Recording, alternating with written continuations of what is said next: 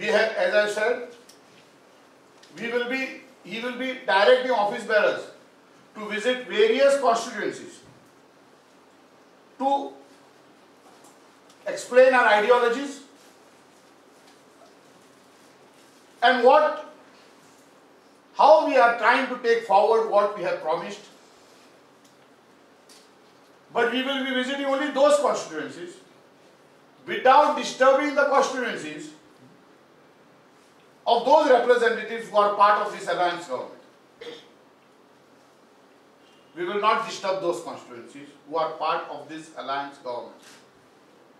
We will stretch out, because there are, if you take out 22 out, there are another 18 open.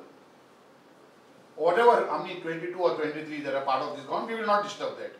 We will get into other constituencies and start right from the grassroots level. I would also like to inform you all that many grassroots leaders, may it be sarpanchas, may it be Jilla Panchayat members, may it be councillors, may it be other leaders, respected leaders in those constituencies, have expressed their desire to our president to join the party.